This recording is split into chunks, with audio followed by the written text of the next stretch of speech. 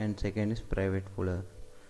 Li folder contains all the DApp, the files related to the decentralized application DApp. First folder is contracts. It contains all the smart contracts that are written in Solidity and have all the business logic. Second is migration folder. Migration folder contains all the migrations that are related to our smart contracts. And third is node modules. Node modules, all the dependencies are installed. And fourth one is source code, SRC. It contains index.html and other JavaScript files for a smooth movement of front end. And in the end, you can see the truffle configuration file, and the truffle configuration file contains all the configurations related to the migration and everything from network on which the application is on to be deployed. And you can see the Li network in here, which is our private network that we'll see later in the section. And second folder is private folder, which is responsible for our private Ethereum node, running of private Ethereum node. All the files like get, puppet you can see in here. And yes, of course, the password.sec file is required for all the accounts unlocking. And in the end, you can see smart node.cmd Windows command script, which contains all the parameters. We'll see it later in the section. All the parameters to start our private node, all the configuration and parameters. As you can see, password.sec is also provided as a parameter because it's required to unlock all the accounts. Key store contains all the accounts that are onto our blockchain network. So we are heading to start our own private Ethereum network. So we are first heading to the project directory and private directory that we saw previously. Here all the files, as you could see, and we just have to pass a run our command script start node.cmd, which contains all those parameters. You could see first line of this output as all the parameters that were passed through are written in here. So this was executed, and you could see commit new mining work. So this shows that our node is up and running. Yes, we mine new, it's mining, so we could infer that it's running. Now we minimize it, and we are heading to start a decentralized application in new PowerShell window. So we have to again move to the directory where the DApp files are there.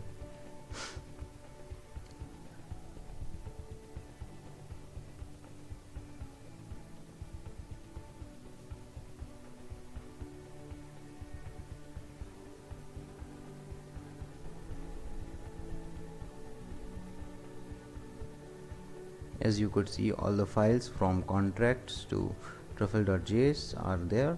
So now you have to deploy a smart contract onto the running blockchain network using truffle migrate command. Truffle migrate command is a command that helps us deploying all the contracts after compiling them. If we are passing a parameter dash dash compile all dash dash reset is the parameter that is not necessarily need to be passed, because we have just started our Ethereum node. It needs to be passed when Ethereum node was running already and we had deployed some contracts previously. And another parameter is dash network, that is what network we want to deploy upon, and it's Lithium network, in our case Li network. I have named it so. And Li network is same the Ethereum node that we are running in the private Ethereum network that we are running.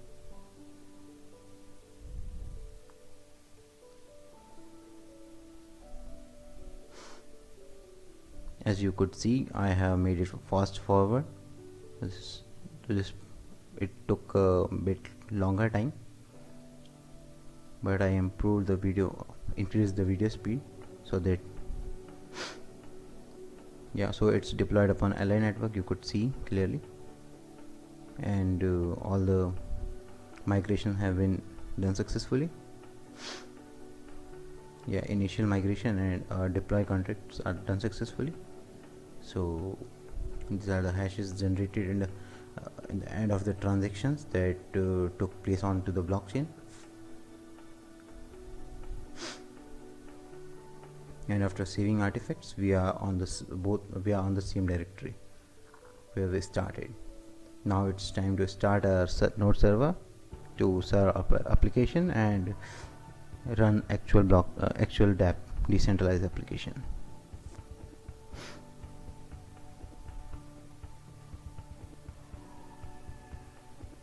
So we would be using a command npm run dev to start the npm server. Development server. Now you could see the project server is getting started.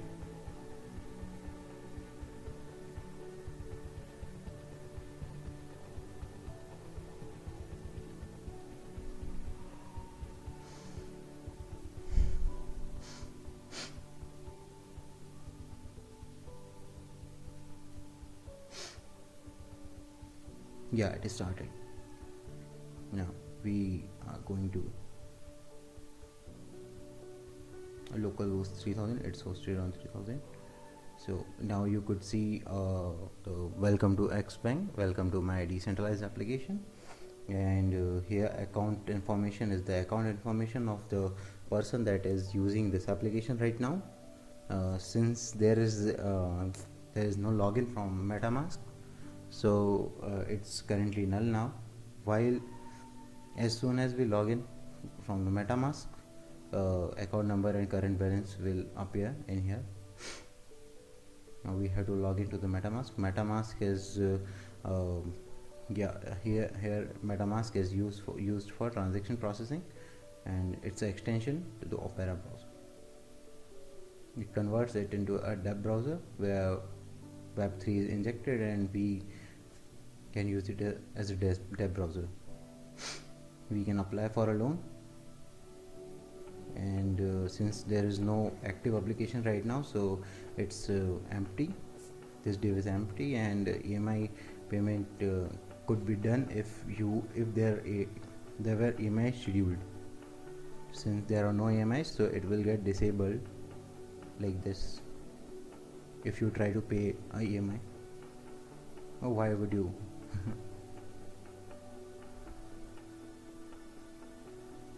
Okay, we reloaded, and we are to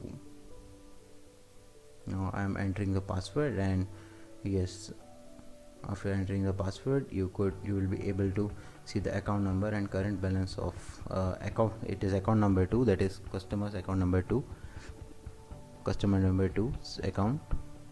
Now you could see the account number, and the current balance is 13 ether. Now it's very low, so if customer thinks he could apply for a loan, as soon as he applies for a loan, a pop-up opens, and here he has to enter some information like name and what amount he needs to borrow, and whatever the description is, the salary, and what is the purpose of loan and all. I have made it like a generic application because it's just a sort of demo application. It's not a fully fledged application, I may say. So it's generic, so it could be used by anyone. So blah blah blah, anything that could be entered. Car loan, for example, car loan, blah blah. What else? As soon as I click on the apply for loan button, a transaction is initiated with that a transaction is initiated, and with the data we provided and a value of 0 ether. Some gas fee is involved, and look, you could clearly see that active application that are not approved. From the user perspective, user has made this loan application and it's visible on the user's page, whatever applications are not approved till now.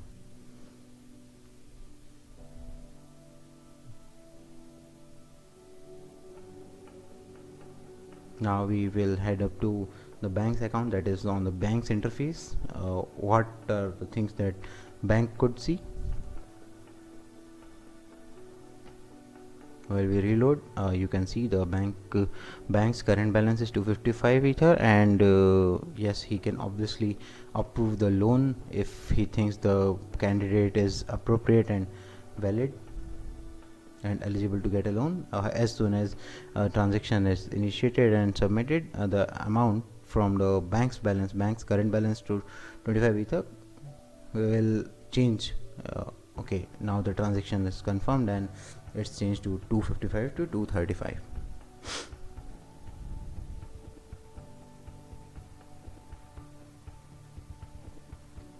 Now we need to check the users side also, that funds are transferred actually.